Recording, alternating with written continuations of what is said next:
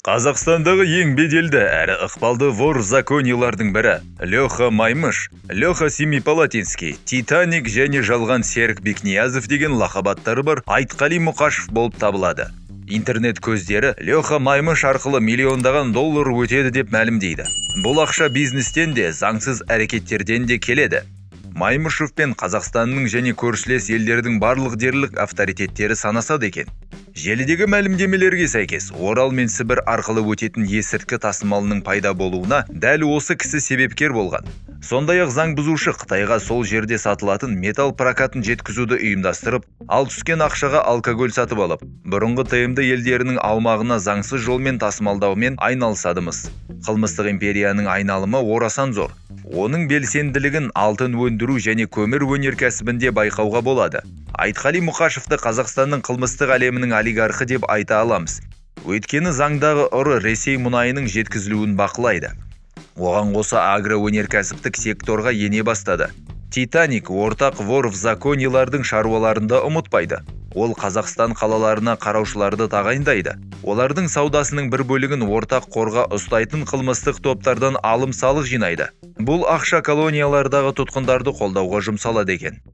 Айтқали Маймышев 1958 жылы 10 сәуірде Семейде дүниеге келіп, балалар үйінде тәрбиеленген. Дәл осы жерде оған Леха Маймыш деген лақабат берілді. Ол бұзақылық жасаған үшін мектепте бірнеше рет сотталған. Кейін ол тонау, бопсалау және ұрлық үшін үнемі түрмеде отырды. Жалпы ол өмірінің 20 жылдан астам уақытын түрмеде өткізген.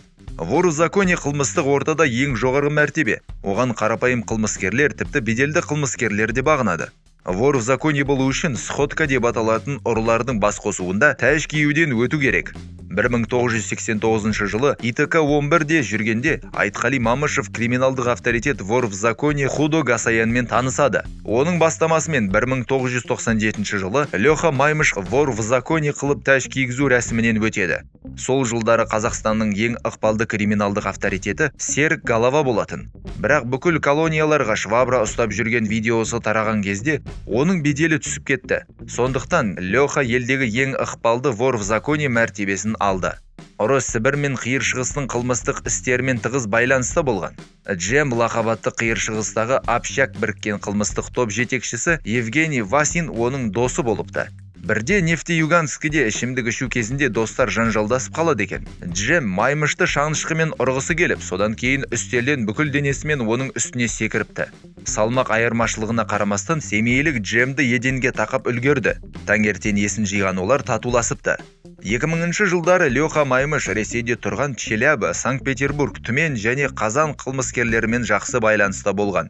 Кейбір мәліметтерге сәйкес, қазір бұл байланыстар көп миллион долларлық дивидендтер әкелетін пайдалы бизнес жобаларға айналды. 2004 жылы авторитет оның ықпалына назар аударсын деп республикада оның бұйрығымен бірнеше колониялардың тұтқындары өз қан тамырларын кеседі. Егер Маймышев бір мезгілде бірнеше аймаққа бұйрық берсе, не болатынын елестетіп көріңізші, дейді полковник Нұрымов. Бұл бүкіл әлем үшін шу болады. Қазақстанның тәртіп сақшылары Маймышевті бір кездер іздеуге жариялаған. Сол уақытты ол Ресейде аман-есен өткерді. Маймышевті 2005 жылы Павлодарға келгенде тағы да ұстады. Полицейлер оны пәтерден мас күйінде тапты. Одан 7 грамм героин, ірі көлемдегі ақша, қолдан жасалған тапанша қаламы және Серік Бекниязов деген біреудің атына жалған төлқұжат табылды.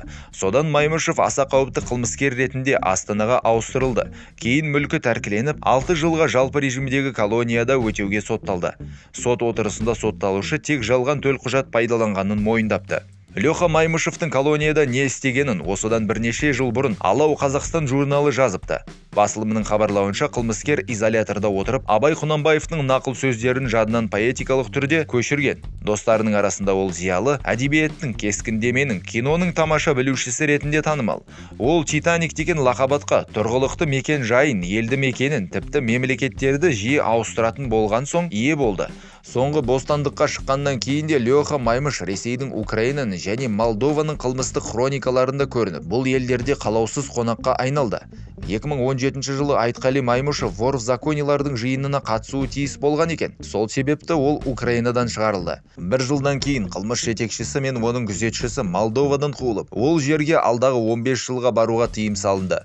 Прокурор Леха Семейдің бейбіт тұрғындар үшін қауіпті екенін, ол Қазақстаннан Еуропа елдеріне есірткіні Молдова арқылы транзитпен тасымалдау арнасын дайындау туралы басқа вор в законелармен келіссөздер жүргізу үшін келгенін түсіндірді. Сәтсіз келіссөздерден кейін ер адам Түркияға барып, Анкарада тұрған болуы мүмкін. Бұл туралы ол елге кіргеннен кейін Қазақстанның құқық қорғау органдарына өзі айтқан. Сондай-ақ Түркияда қылмыстық авторитет қазір Қазақстанда тәртіпсіздік ұйымдастырды деп айыпталған атышулы қылмыскер әрі боксшы Арман Жұмагелдиевпен жақындасқан болатын. Түркияда Маймушев христиан дінін қабылдап сенген деседі. Тіпті христиан дінінің эзотерика мен ислам элементтері бар өзінің нұсқасын насихаттайтын жеке веб-сайтын құрған болатын. Маймушев өзінің пайғамбар болуы мүмкін екенін де меңзейді. Оны қасиетті кітапта Тәңірдің күні түнде ұры сияқты келеді деген сөздермен негіздейді. Маймушев сонымен қатар өзінің арқасынан бірнеше қалдар тауып, бұл оның айтуынша оның пайғамбарлығын көрсетеді. 2018 жылы ол Өзбекстанға посткеңестік мемлекеттердің түкпір-түкпірінен қылмыстық билік өкілдерінің жиынына келіп, кейін өзбек полициясы тарапынан ұсталған. Болжам бойынша ол белгілі кәсіпкер Сәлім Әбдуалиевтің араласуымен босатылған болатын. 2022 жылдың қысында Леха Маймыш Мәскеудегі Измайлова Альфа қонақ үйінде есірткі сақтаған үшін ұсталды. Қылмыстық авторитет сол кезде ішімдікке салынған кезі болса керек. Арақ ішу үшін фойеге түсіп, жедел уәкілдерді кездестіреді. 2023 жылдың шілде айында сот шешімімен 64 жастағы Леха Маймыш Айтқали Маймышев 9 жылға бас бостандығынан айыру жазасына кесілді.